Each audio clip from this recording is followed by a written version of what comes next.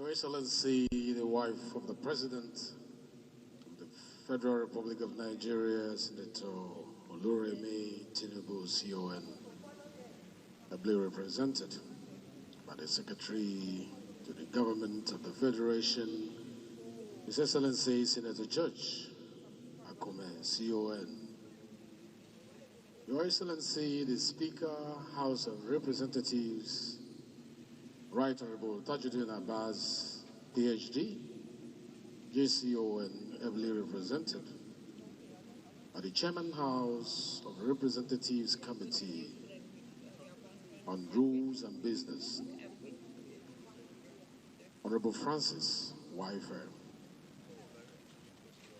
members of the National Assembly here present, the Honorable Minister of Water Resources and Sanitation, Professor Joseph Usa, the members of Federal Executive Council here present, the Head of Service of the Federation, Mrs. Didi Walson Jack, ON, the Permanent Secretary, Ministry of Defense, Ambassador Gabriel Aduda, the Chief of Defense Staff, General Christopher Musa and their wife, the Service Chiefs and Inspector General of Police and their wives, very senior military officers, both serving and past, the members of Diplomatic Corps, the President, Christian Association of Nigeria, His Grace Most Reverend Daniel Oko, the moderators and officiating ministers here present, officers and men of the armed forces, members of Nigerian Legion here present, invited guests, gentlemen of the press, ladies and gentlemen. I'm here to represent the President of the Senate of the Federal Republic of Nigeria, who also doubles as the Chairman of the National Assembly Commission, Chief Goswill Obot Akpabio, JCON, who is unavoidably absent, insisted that I resume my duties for the year before the 14th that we set out to resume as Parliament because of how important this event is.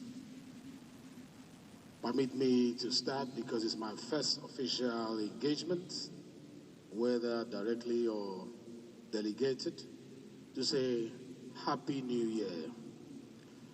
Happy 2025.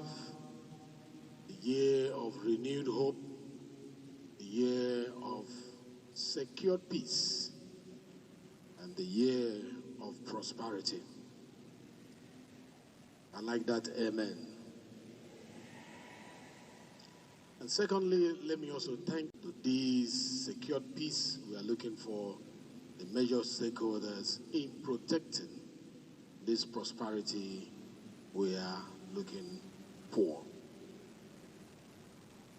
Having said that, it is a great honor to stand before this august gathering of the faithful, united in our shared commitment to remember, pray for, and honor the courageous men, women of the Nigerian Armed Forces. Today, we pay tribute to those who paid the ultimate price to protect our freedom, to protect our unity, and to protect our sovereignty. We salute the gallant men and women who continue to carry the torch of peace and security for our nation.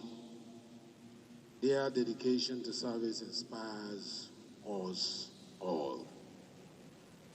Sacrifices of our armed forces are not myths and fables, they are deeply personal to many of us, including myself. My father, Chief Obot Akpabio, was among those who served valiantly in World War II. He fought alongside brave men from across the globe for freedom and justice at a time of great peril. He returned home not just with the scares of war, but with a profound commitment to peace, commitment to unity, and commitment to service. What my father fought for as a soldier, even though he died when I was merely 6 months old, is what spurred me into politics and constitutes my core values.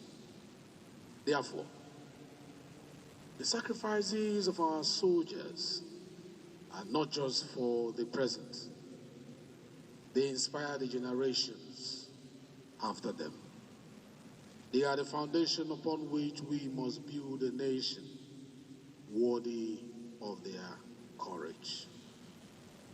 Today, as I reflect on my father's service, and out of countless others, I am reminded of our solemn duty to honor their legacy by fostering unity, advancing peace, and ensuring the welfare of every Nigerian.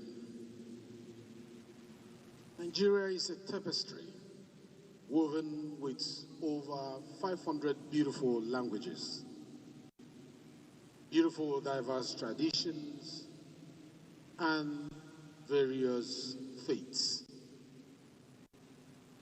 Yet our strength lies in the unity of our differences and in our diversity. My father's generation fought in World War II alongside people from different races, different religions, and background, and came away with the understanding that unity in the face of adversity is not just possible, it is mandatory. This same spirit lives on in the Nigerian armed forces of today. They defend our nation with courage, often sacrificing their lives so that we may live in peace. Yet we know their sacrifices do not end on the battlefield. Their families, their wives, their husbands, their brothers, their sisters, their mothers, their fathers, their children bear the pain of their absence. We owe it to these families and to their loved ones to build a nation where peace, where justice, where opportunity prevail. The blood of our heroes remains the seed of our unity and progress. Just as the blood of the martyrs became the seed of Christianity, so too does the sacrifice of our armed forces. So you must strengthen the bond of our national identity.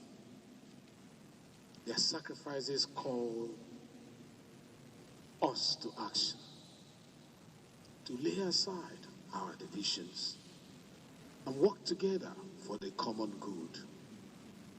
This administration is committed to supporting the families of our fallen heroes, addressing the challenges faced by our veterans. Welfare programs are being strengthened, and new policies will ensure that no family, absolutely no family, feels forgotten. Fellow Nigerians, the unity and progress of our nation require the active participation all citizens of the Federal Republic of Nigeria. Because the work of nation building is not for the government alone.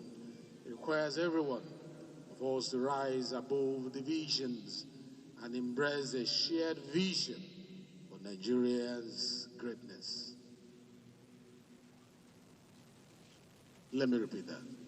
The work of nation building is not for the government alone. It requires every one of us to rise above divisions and embrace a shared vision for Nigeria's greatness. As we face the challenges of insurgency, challenges of climate change, and challenges of economic hardship, let us approach these obstacles with a shared, same determination captured the great words of a great man known as Winston Churchill. His famous line in the thick of that Second World War, and I quote, "We will never surrender," unquote. That attitude brought my father's generation through war and into peace. The church and all religious institutions must lead the church in spreading messages of love, messages of tolerance, messages of patience, messages of unity, messages of hope. By fostering these values, we can blur the lines of division, create a Nigeria that thrives in its diversity. We can build a Nigeria that would never surrender to insecurity, avarice, tribalism, and corruption. As we honor the past, let us look forward with hope into our future. Let us take decisive action on critical issues, combating insecurity, revitalizing the economy, and addressing the effects of climate change, which has come here to stay with us. The sacrifices of our heroes demand that we not only dream of a better Nigeria, but work tirelessly to make it a reality. I know that the strength of any nation is not measured by the absence of challenges, but by the courage of its people to overcome them. We must build, therefore, with courage, a Nigeria that our children and our grandchildren will be proud to inherit and call their own. By our courage, we shall inspire the spirit of patriotism in our children and the generations unborn. Brethren, as we step into 2025, I urge every Nigerian to approach this year with renewed hope, with renewed determination. Together, let us create a nation where peace reigns, a nation where prosperity abounds, a nation where unity prevails. Let us build a Nigeria where no man or woman, youth or children is oppressed, where every child has the opportunity to thrive, where the sacrifices of our heroes inspire a future of greatness. May the memories of our fallen heroes remind us of the responsibility we bear. May the courage of our armed forces strengthen our resolve. May we keep striving for a better, striving for a stronger, united Nigeria. May God bless the families of our fallen heroes. May He bless the men and women of our armed forces. And may He continue to bless the Federal Republic of Nigeria. Thank you. And God bless you and bless the Federal Republic of Nigeria.